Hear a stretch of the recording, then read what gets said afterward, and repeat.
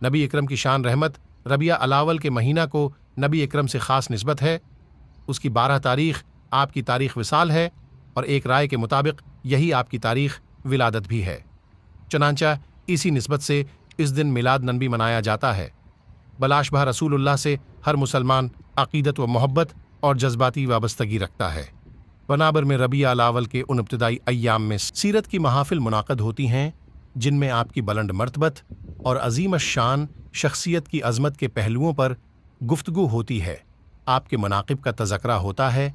जहाँ तक इस बात का ताल्लुक़ है कि हम नबी इकरम की अज़मत का इदराक कर में तो ये बात हमारे लिए नामुमकिन है। हम बस यही कह सकते हैं कि अल्लाह ताला के बाद इस कायनात में सबसे ज़्यादा काबिल एहतराम हस्ती हज़रत की है। बादिस खुदा बुज़ुर्ग तो ये क़िस्सा मुख्तसर। अल्लाह ताला ने अपने मुक़द्दस कलाम में आपकी अज़मत के बाज़ पहलुओं का जिक्र किया है। इनमें से एक आपकी शान रहमत है जिसका तज़क्रा सूरह अल अंबिया में किया गया है। फरमाया, तर्जुमा, और ए नबी, हमने आपको नहीं भेजा मगर तमाम जहान वालों के लिए रहमत बनाकर। इल अंबिया 57। आपकी ज़ात ग्रामी किस किस पहलू से रहमत है, हम कलीता इसकी हकीकत को नहीं समझ सकते। बहरहाल ये वाज़ेह है कि आपकी ज़ात, आपका पैगाम हदायत और आपका अता करदा दीन और निज़ाम अदल इज्तिमाई पूरी नवा इंसान के लिए रहमत का सामान है। आपके ज़रिए हदायत की जो रोशनी फैली वो इंसानियत के हर तबके के लिए मुकम्मल रहनुमाई है, ख़वाह वो बड़े से बड़ा फ़लसफ़ी मुफ़क्किर या दानशूर हो या एक आम इंसान मेहनत कुश या मज़द। ये बहुत बड़ा जुर्म था। चुनांचा इस जुर्म पर कौम को सख्त सज़ा दी गई। सज़ा भी कि जिन लोगों ने इस जुर्म का अर्तिकाब किया था इन्हीं के अजीज़ों और रिश्तेदारों ने इन्हें अपने हाथों से कत्ल किया। इस सज़ा के बाद इज्तिमाई इस्तिग़फ़ार के लिए हज़रत मूसा अलैहि कौम के 17 अफराद को लेकर कुवा तौर पर तशरीफ़ ले गए।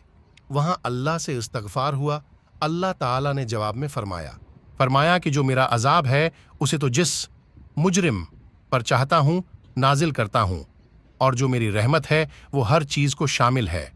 मतलब ये है अल्लाह की रहमत अपनी जगह, मगर जिन्होंने खुद ही अपने आप को अज़ाब उलही का मुस्तहक बनाया वो उसके अज़ाब से बच नहीं सकेंगे।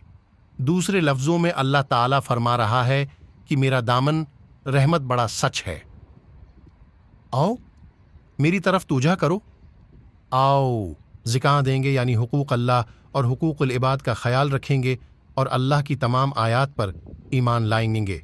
और इस रहमत के असल मुस्तहिक वो लोग होंगे जिनका जिक्र अगली आयत में आया है, जहाँ फरमाया, तर्जुमा, वो लोग जो मेरे रसूल अम्मी का इतिबा करेंगे बुन जिन के औसाफ को वो अपने यहाँ तौरात और इंजील में लिखा हुआ पाते हैं। नबी इकरम की रहमत लिल आलमीनी वैसे तो आम है, लेकिन रहमत ख़ास इन लोगों के लिए है जो आप पर ईमान लाने वाले हैं और आपकी इतिबा करने वाले हैं। यानी अगर कोई पहले से यहूदी या ईसाई था मगर इस दूर में पैदा हुआ जो नबी की रिसालत का दूर था, तो वो न हज़रत पर ईमान लाएगा और आपका इत्तिबा करेगा तो ही अल्लाह की रहमत का मुस्तहक ठहरेगा।